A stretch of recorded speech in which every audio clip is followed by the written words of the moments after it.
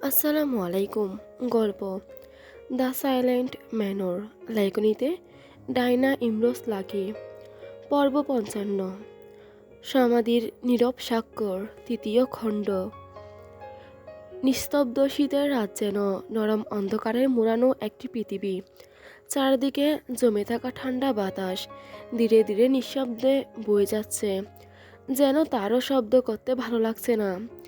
দূরের গাছগুলো দাঁড়িয়ে আছে স্তব্ধ, পাতারা কাঁপছে না, শুধু শীতের উপস্থিতি অনুভব করানো এক অদৃশ্য নিঃশ্বাস ভাসছে বাতাসে। চাঁদের আলো খুবই শান্ত, ধুলোহীন আকাশে তারারা আরো স্পষ্ট হচ্ছে ধীরে ধীরে। সাদা আলো ছিটিয়ে মাটিকে চিকচিক করে তুলেছে, যেন জমে থাকা শিশিরের লেপা এক রূপালী চাদর। দূরে কোনো কুকুরের হালকা ডাক, কোথাও শুষ্ক ঘাসের হাওয়ায় সামান্য সরসরানি। এই ক্ষুদ্র শব্দগুলোই নিস্তব্ধতার গভীরতাকে আরও বাড়িয়ে দিচ্ছে আপাতত। শীতের কামড়ানো ঠান্ডা নিঃশ্বাস গালে লাগছে সেলিমের। তার হাত পা জমে আসতে চাইছে, অথচ এই নীরবতার মধ্যেই এক অদ্ভুত শান্তি লুকিয়ে আছে।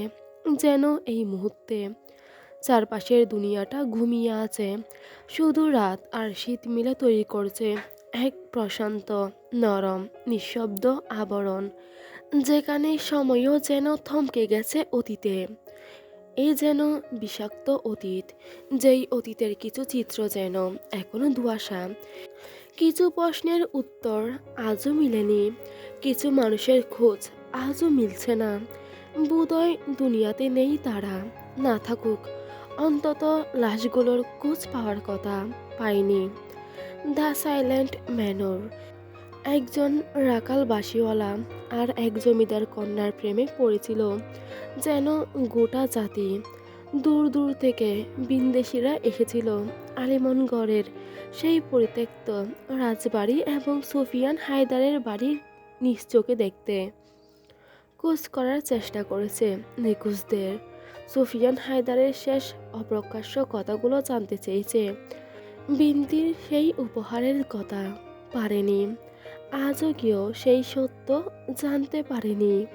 সেলিম রাফিদদের জন্য চা বানাচ্ছেন, রান্নাঘরে বাতাস ঢুকছে, মৃদু বাতাস।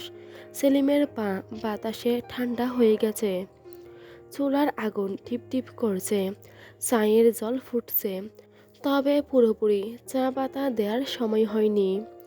সেলিম চুলাই পাতা দিয়ে জাল দিতে দিতে ভাবছে সুফিয়ান হায়দারের কথা। মানুষটা যেভাবে মারা গেছে আজও তার স্মৃতি সে ভুলতে পারছে না। তার কৃতকর্ম যেন এখনো তাকে বাঁচিয়ে রেখেছে। তার লেখা একটি বই, দ্য সাইলেন্ট ম্যানর, তাকে নতুনভাবে প্রতি মুহূর্তেই যেন জীবন্ত করে তোলে। যখনই কেউ বইটি পড়ার জন্য হাতে নেয় তখনই সে যেন সুফিয়ান হায়দারের স্মৃতির পাতায় ডুবে যায়। মানুষটির কথা ভেবে আঁতকে উঠল সেলিম। সেলিমের আজ বড্ড মনটা উতলা হলো। কখনো সে পুরনো দিনের সেই কথাগুলো, মুহূর্তগুলো ভাবেন না। আজ আহির তারা যেন বাধ্য করেছে ভাবতে, মনে করতে। তারাও তখন কেঁদেছিল, খুব করে কেঁদেছিল। কে না কাঁদে, যার কখনো চোখে জল জমে না সেও কাঁদে যখনই জানতে পারে সুফিয়ান হায়দার কিভাবে মারা গিয়েছিল, তার জীবনের শেষ মুহূর্তগুলো কিভাবে কেটেছে, তাকে কিভাবে বাধ্য করে একটি গ্রামকে মানবশূন্য করালো।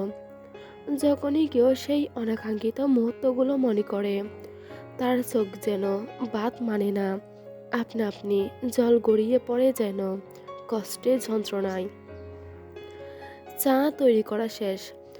আহির তারা ঘরের সামনে বারান্দায় বসে আছে। সেলিম সেখানে নিয়ে তাদের চা দিল। তারা তখন সেলিমকে চা করতে বারণ করেছিল, কিন্তু সে শুনেনি। রাত 12টা নাগাদ সকলেই বসে আছে বারান্দায়। সেলিম একটি পিঁড়ির উপরে বসা। আহির সেলিমের দিকে তাকিয়ে আক্ষেপের সুরে বলল, সেদিন সুফিয়ান হায়দার সত্যিই দুনিয়া ছেড়েছিল? সেলিম মাটির দিকে তাকিয়ে চোখ বুজে জিকির করছিল। আহিরের প্রশ্ন শুনে প্রথম জবাবে দীর্ঘশ্বাস ফেলল, এরপর বলল, হুম, চলে যান সেদিন। তার বোন, চারজন সেই চোর, তারা কোথায়? রশিদ তালুকদার কোথায়? কুদ্দুস? মীর প্রশ্ন করল। সেলিম বললেন, সুফিয়ান হায়দার মৃত্যুর ১৯ দিন পর রশিদ তালুকদার মারা যান। সন্তান হারানোর শোক, নিজ হাতে বন্ধুর সন্তানকে খুন। অপরাধের অনুশোচনায় ধীরে ধীরে শেষ হয়ে গিয়েছিল। তার মৃত্যুর দিনটা ছিল কুদ্দুসের কাছে সবচেয়ে কষ্টদায়ক। দুজনেই কত হাসিখুশি ছিলেন, আনন্দ করতেন। সারাদিন কুদ্দুস রশিদ তালুকদারের সাথেই থাকতেন। যেদিন রশিদ তালুকদার মারা যান সেদিন কুদ্দুস রশিদ তালুকদারের পা টিপতে টিপতে সেখানেই ঘুমিয়ে যান। রোজ সকালে রশিদ আগে আগে উঠতেন, কিন্তু সেদিন আর উঠলেন না। কুদ্দুস ডেকে তোলার সময় রশিদের সারা শব্দ পেল না। কুদ্দুস ছুটে যায় জল আনতে, জল ছিটিয়ে চোখে মুখে দিল, কিন্তু বৃথা চেষ্টা করল সে, আর উঠল না।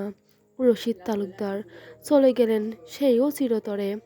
এরপর দীর্ঘ একটা সময়ের পর চলে যায় কুদ্দুস। সেলিম কিছুক্ষণ চুপচাপ থাকলো। মীর, আহির, রাফিদ একবার নিজেদের সাথে চাওয়াচাওয়ি করল। সেলিম আবার বলতে শুরু করলো, বিনতি সুফিয়ানের বোন। সুফিয়ানের লেখা দ্য সাইলেন্ট ম্যানর বইটি একটি প্রকাশনা থেকে প্রকাশিত করে। বিনতিকে প্রকাশক লেখক সম্পর্কে জিজ্ঞেস করলে তার ভাইয়ের কথা এড়িয়ে যায়, শুধু লেখকের নামটি উল্লেখ করে। বিনতি চেয়েছিল তার ভাইয়ের অসম্পূর্ণ ভালোবাসার কথা দুনিয়ার বুকে সবাই জানুক, কিন্তু তার ভাইয়ের পরিচয় কেউ না জানুক। বিনতি আর কখনোই নিজের স্বামীর বাড়ি যায়নি, থেকে গিয়েছিল নিজ বাড়িতেই। মা, বাবা, ভাই বোন সবাইকে একসাথে হারিয়ে জাবেদ কোনো রকম বিনতিকে সামলানোর চেষ্টা করে, কিন্তু কোনো রকমে পারছিল না। এরকম কিছুদিন কেটে যায়। বিনতি এক পর্যায়ে অসুস্থ হয়ে পড়ে। জাবেদ হাকিমকে খবর দিলে জানতে পারে বিনতি অন্তঃসত্ত্বা। জাবেদ সেদিন খুশি হয় অনেক, কিন্তু তাদের খুশি যেন বেশিক্ষণ স্থায়ী হলো না।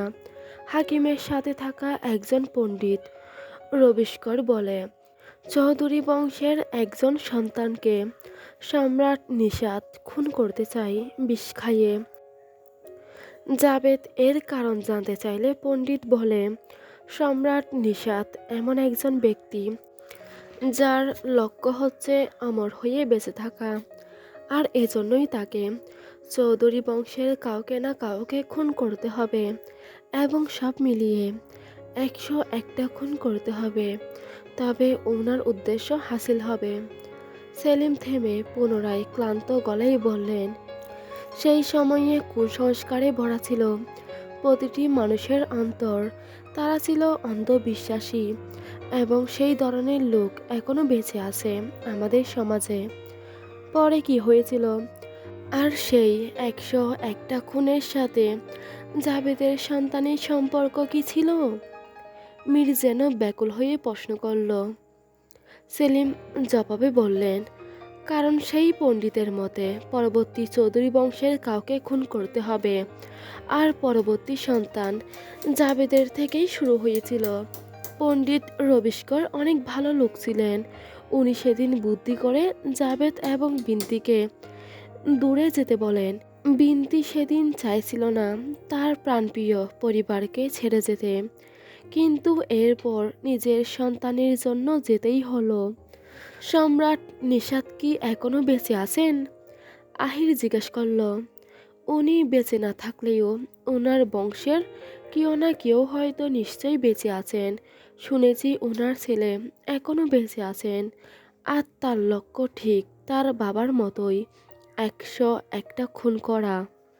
আর সেই জাবেদ চৌধুরী বংশের কেউ কি এখনো বেঁচে আছেন?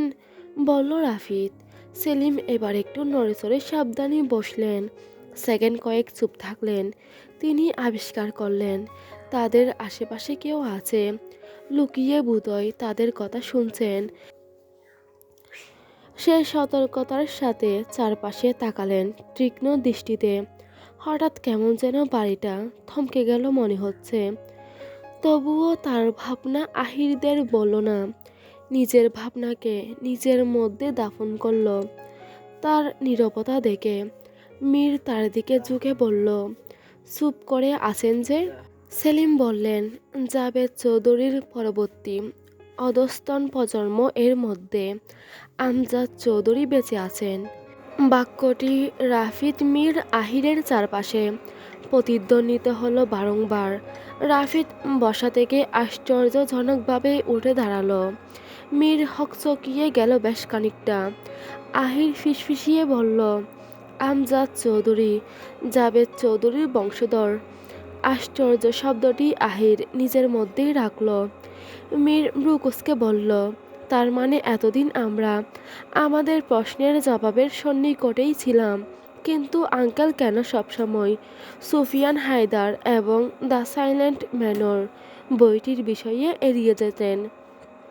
ওনার তো সব কিছু জানার কথা, আমাদের কেন বলতেন এসব কাল্পনিক? রাফিদ নীরবে নিভৃতে শুধু মীর এবং আহিরের দিকে তাকাচ্ছে। মীর রাফিদের দিকে তাকিয়ে বলল, তোরা সেই জাবেদ চৌধুরীর বংশধর? রাফিদ প্রথম উত্তরে ডুব গিলল, এরপর জবাবে বলল, আমি তো শুনে অবাক। যদি তাই হবে তবে বাবা কেন সবসময় দ্য সাইলেন্ট ম্যানর বইটি সম্পর্কে এড়িয়ে যেতেন? হয়তো সম্রাট নিষাদ এবং বংশধরের জন্য। উনি হয়তো চান না তার সঠিক পরিচয় কেউ জানুক। জানলে হয়তো তার সন্তান অর্থাৎ তোর উপর আক্রমণ আসতে পারে। কথাগুলো বলল আহির।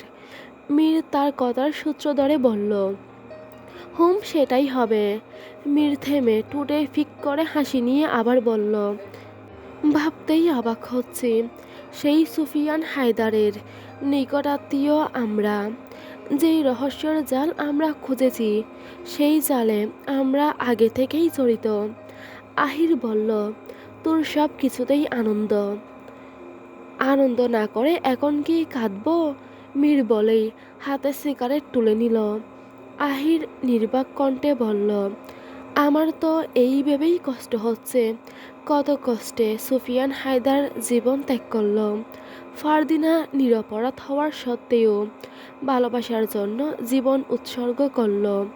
সুফিয়ান শত শত গ্রামবাসীদের বাঁচাতে নিজের ভালোবাসাকে কুরবানি করল। কষ্ট হচ্ছে ভেবে। আহির স্তব্ধ হয়ে গেল। বারান্দার পাশেই বসল। রাতের গভীরতা বাড়ার সাথে সাথে যেন তার যন্ত্রণার পরিমাণও বেড়ে যাচ্ছে। রাফিদও এসে তার পাশে বসে অসুখী ভাব নিয়ে।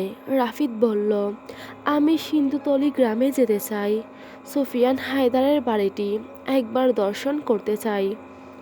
আমিও ভেবেছি যাব, এবং আমাদের সেই অর্শদারিকে সুফিয়ান হায়দারের খোঁজ দিতে হবে। হয়তো সিন্ধুতলি গ্রামেই তাদের কবর আছে। আহির বাক্যটুকু বলে কাত পাশ থেকে রাফিদকে দেখল। মীর এসে তাদের সাথে সহমত পোষণ করে বলল, হ্যাঁ, আমরা সবাই যাব সিন্ধুতলি গ্রামে। সেলিম এসে দাঁড়ালেন তাদের পেছনে। মীরকে কঠিন চোখে পর্যবেক্ষণ করে বলল, যাও, দেখে এসো সেই কবর, দেখে এসো সিন্ধুতলি। তার কণ্ঠে ক্লেশ। মীর তাৎক্ষণিক কিছু ভেবে সেলিমকে বলল, আচ্ছা, ব্রিটিশ দল যদি আলিমনগড় দখল করে থাকে তবে আজকের আলিমনগড় কিভাবে দাঁড়িয়ে আছে? সেলিম হা হুতাশ হলেন। এরপর মুহূর্তেই স্তব্ধ হয়ে গেলেন। ব্রিটিশরা শেষ অবধি আর গ্রাম দখল করতে পারেনি। রশিদ তালুকদার সুফিয়ান হায়দার মৃত্যুর পর হঠাৎ করেই যেন গ্রামবাসীরা উত্তাপ হয়ে উঠেছিল। সবাই একত্রিত হয়ে গ্রামকে ব্রিটিশ মুক্ত করতে সক্ষম হয়। অবশ্য এতে করে অনেক গ্রামবাসীরা প্রাণ হারিয়েছিল। বিনিময়ে সফল হয় তারা। এরপর পুরোপুরি ভারতবর্ষ স্বাধীন করে মহাত্মা গান্ধী। ব্রিটিশরা হারিয়ে যায় চিরতরে। পরিবেশ শান্ত।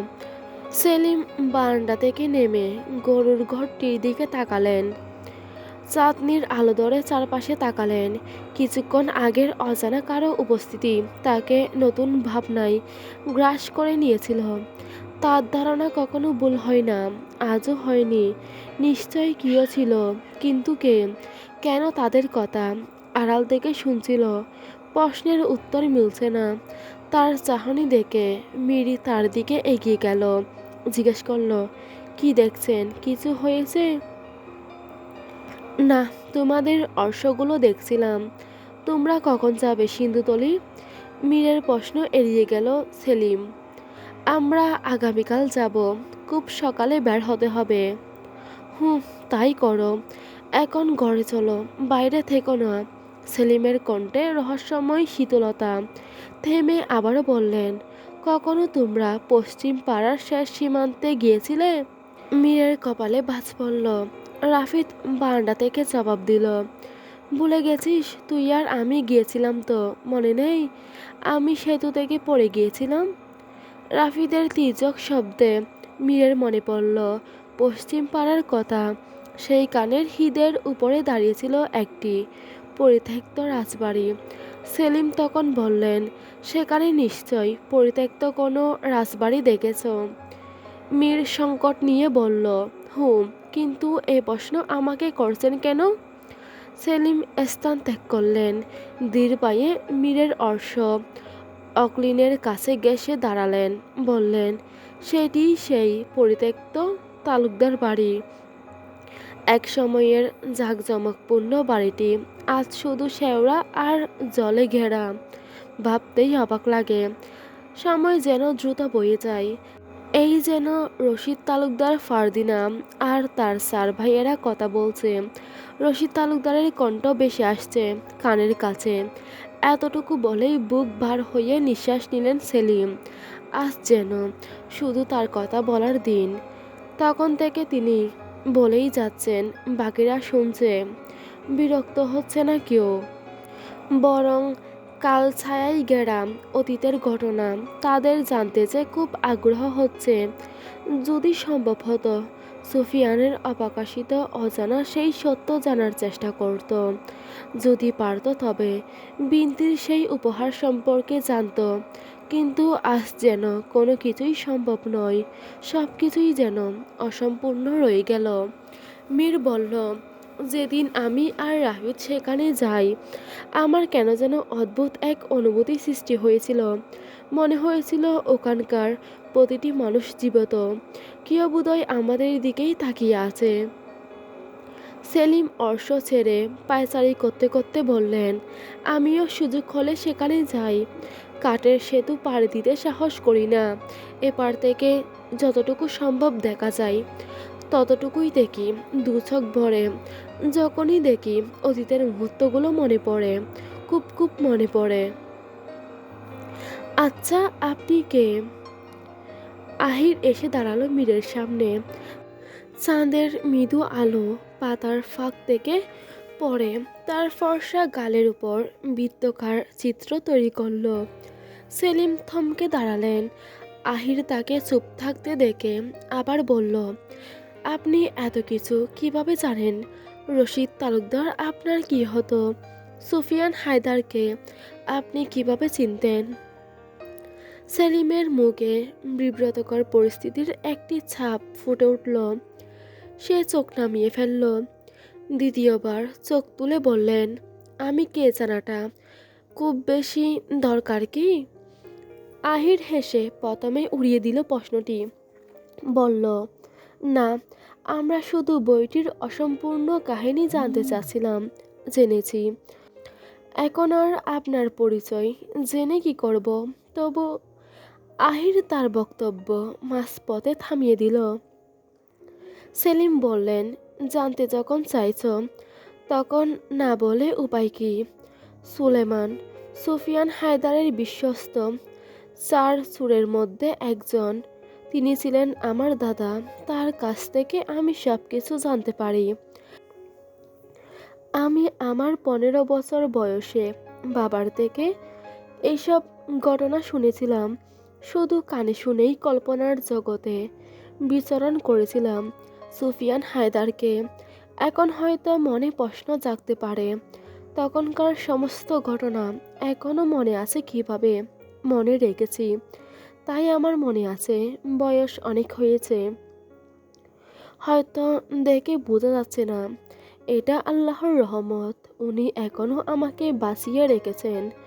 বোধহয় তোমাদের দ্য সাইলেন্ট ম্যানর বইটির সম্পর্কে জানানো বাকি ছিল আমার। এই জন্যই সেলিমের চোখে জল এসে ঠেকছে। এখনই গাল বেয়ে টপ টপ করে পড়তে শুরু করবে। তার ব্যাকুলতার মিশ্রিত মুখটি দেখে মীর তার সন্নিকটে এগিয়ে আসে। রাফিদ বলল, আপনি কতটা তাদের ভালোবাসতেন তা বোঝা যাচ্ছে। সুফিয়ান হায়দার ছিলেন একজন দরদি ব্যক্তি। যখন তিনি ছোট্ট ছিলেন তখন তার গ্রামের গরিবদের আড়ালে আড়ালেও দান করতেন তিনি। নিজে না খেয়েও অন্যদের খাওয়াতেন। নিজের প্রাণের ঝুঁকি নিয়ে অন্যের জীবন রক্ষার্থে ঝাঁপিয়ে পড়তেন। চারজন চোর যাদের ভালো এবং সৎ পথে আনার জন্য তার আপ্রাণ চেষ্টা ছিল।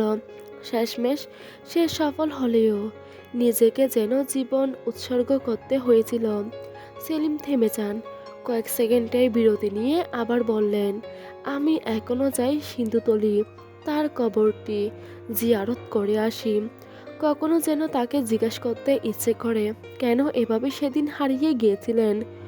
বুক ভরা কষ্ট নিয়ে বিদায় নেওয়ার খুব কি বেশি দরকার ছিল? শীতের সকালের আকাশটা যেন একটু বেশি নিস্তব্ধ থাকে। ভোরের আলো ঠিক মতো ফোটার আগেই হালকা কুয়াশা আশপাশ ঢেকে রাখে, যেন পৃথিবী নিজেকে উষ্ণ একটি চাদরে জড়িয়ে নিয়েছে। দূরে কোথাও থেকে ভেসে আসে ঘুম ঘুম পাখির ডাক, কিন্তু তাতেও পরিবেশের নীরবতা ভাঙে না, বরং আরও স্পষ্ট হয়ে ওঠে। গাছের ঢালে ঢালে ঝুলে থাকা জমে থাকা শিশির প্রথম রোদ পড়তেই তারা কাছের মতো ঝিলমিল করে ওঠে। ঠান্ডা হাওয়া গাল ছুঁয়ে যায়, আর নিঃশ্বাস নিলেই ভেতরে কোথাও একটা কুয়াশার পর্দা তৈরি হয়। তবুও এই হাওয়ার মধ্যেই আছে বিশেষ এক সতেজতা। দূরের কোনো চুল্লির ধোঁয়া ভেসে আসছে ধীরে ধীরে, মিশে যায় সকালের গাঢ় স্যাঁতসেঁতে গন্ধের সঙ্গে। গ্রামের পথে হাঁটলে দেখা যায় মাঠে এখনো অন্ধকারের শেষ রেখা। ভোরের কুয়াশায় মনে হয় রাত যেন পুরোপুরি মিশিয়ে যায়নি। কৃষকেরা ধীরে ধীরে বেরোতে শুরু করেছে, কারো হাতে লণ্ঠন, কারো কাঁধে কোদাল। তাদের নিঃশ্বাস থেকেও বের হয় ছোট ছোট ধোঁয়ার মতো বাষ্প, যেন সকালের এই ঠান্ডা প্রমাণ করছে সবাইকে। বনচুরি এলাকা থেকে বেরোতে বেরোতে দূরের কোনো বাড়ি থেকে শোনা গেল হাঁড়িতে ফুটতে থাকা চায়ের টুংটাং শব্দ, যার গন্ধ শীতের সকালকে আরও কোমল করে তুলেছে। আহির তারা সেলিমের থেকে বিদায় নিয়ে সিন্ধুতলি গ্রামের উদ্দেশ্যে রওনা হয়। ঘণ্টা তিনেক হয় বনঝুরি এলাকা পার হয়ে সিন্ধুতলি গ্রামের পথে তারা। জানা যায় সিন্ধুতলি গ্রামকে যখন কেউ গ্রাম বলে আখ্যায়িত করে না, শহরের কাছাকাছি ছিল গ্রামটি। হয়তো হায়দার বাড়ি থেকে এখন শহরের ঘ্রাণ আসে, গাড়ির হর্ন আসে, নেই আর বোধহয় নিস্তব্ধ বাড়িটি। রাস্তার পাশে ছোট ছোট জমিতে শাকসবজি চাষ করা, মূলা, ধনেপাতা, ফুলকপি সকালের শিশিরে ভিজে চকচক করছে। কোথাও কোথাও দেখা যায় কৃষকরা জমিতে নেমে পড়েছে, আবার কারো বাড়ির উঠোনে গরুকে খড় দেওয়া হচ্ছে। বাতাসে থাকে ধোঁয়া আর ভেজা মাটির মিশ্র গন্ধ। আরও কিছু দূর পথ এগোতেই রাস্তা একটু চওড়া হয়। কাঁচা পথ সরে সরে ইট বিছানো পাকা রাস্তায় গিয়ে মিশে। কুয়াশা ধীরে ধীরে পাতলা হয়, আর দূর থেকে ভেসে আসে মোটর সাইকেলের শব্দ। গ্রামের শান্তির সঙ্গে শহরমুখী তাড়াহুড়োর প্রথম মেলাবন্ধন এখান থেকেই শুরু। আরও সামনে পথ বাড়তে থাকলে বাড়িঘর ঘন হতে থাকে। ছোট ছোট চায়ের দোকান, গ্যারেজ, মুদি দোকান, সব মিলিয়ে পরিবেশটা শহরে গন্ধ পেতে শুরু করে। রাস্তায় গরু ছাগলের আনাগোনা কমে যায়, বদলে বাড়ে ট্রেনের শব্দ। দোকানের সামনে লোকজন দাঁড়িয়ে চা খাচ্ছে, পত্রিকা পড়ে, কেউ আবার কাজের তাড়ায় দ্রুত গতিতে হেঁটে চলছে। শেষ পর্যন্ত যখন শহরের ত্রিসীমানা ছুঁয়ে ফেলল তাদের, তখন রাস্তার রূপ একেবারেই বদলে গেল। বিলবোর্ড, উঁচু দালান, ব্যস্ত ট্রাফিক আর লোকজনে ভরা। কিন্তু পেছনে তাকালেই বোঝা যায়, একটু আগেও এই পথটা ছিল শান্ত, কুয়াশা মাখা আর একেবারেই গ্রাম্য। যেন একই রাস্তায় দুইটা ভিন্ন জগৎ। তারা থামল একটি টং দোকানের সামনে। মীর অর্শ থেকে নেমে দোকানে গিয়ে চা চাইল 3 কাপ। আহির হেঁটে কিছুটা সামনে এগোলো। ঠিকানা অনুযায়ী তারা পৌঁছেছে ঠিকই, কিন্তু এই পথে এসে যেন খানিকটা বিভ্রান্ত হলো। আশেপাশে তাকালে একজন বয়স্ক লোককে পত্রিকা বিক্রি করতে দেখল। ওনার দিকে এগিয়ে গেল আহির। বিক্রেতা বললেন, পত্রিকা দরকার? আহির ইতস্তত বোধ করে বলল, না, তবে সংবাদ জানতে এসেছি। সেই সংবাদ পত্রিকায় নেই। কিসের সংবাদ বলুন? সুফিয়ান হায়দার নামে কাউকে চিনেন? সিলমন হায়দার, সিন্ধুতলি গ্রাম। বিক্রেতা নিশ্চুপ থাকেন কিছুক্ষণ, মুখটি গরুগম্ভীর করে চাহনি নত করলেন। এরপর বললেন, হুঁ, চিনি, কিন্তু তারা তো আর বেঁচে নেই কেউ। আপনি বলতে পারবেন তাদের বাড়িটি কোন দিকে? বিক্রেতা হাতের ইশারায় একদিকে দেখিয়ে দিলেন। শহরের পার্শ্ববর্তী এলাকা হলেও বাড়িটি ঘেরা লতাপাতা আর শেওড়াই যেন। দূর থেকে আপাতত এটুকুই বোঝা যাচ্ছে। এগিয়ে গেল তারা বাড়িটির দিকে।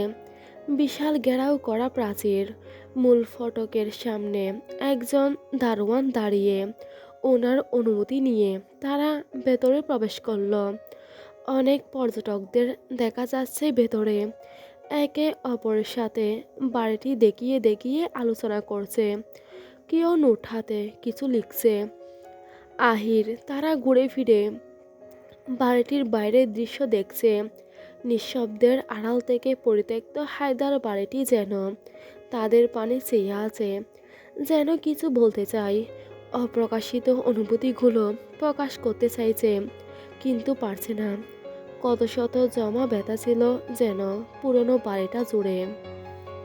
আজ কেবল শূন্য, ইট পাথরে খোদাই করা যন্ত্রণাগুলো।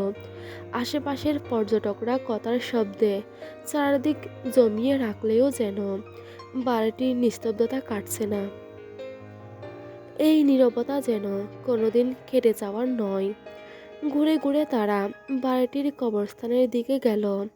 পরপর 7টি কবর। প্রথম কবরটির সমাধিফলকে খোদাই করে লেখা, তাইয়্যেবা বেগম, নিশ্চয়ই সুফিয়ানের দাদি। এরপর লেখা তার দাদা, বাবা এবং মা বোনের নাম।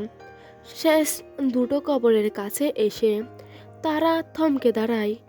দুটোর প্রথমটি একটি ফার্দিনার, দ্বিতীয় কবরটি যেন সেই চিরচেনা অমর ছদ্মবেশী রাখাল বাসিওয়ালার। সমাধিফলকে স্পষ্ট লেখা, মরহুম সুফিয়ান হায়দার, পিতা মৃত সিলমন হায়দার। জন্ম 14ই ফেব্রুয়ারি 1839, 1 ফাল্গুন 1245।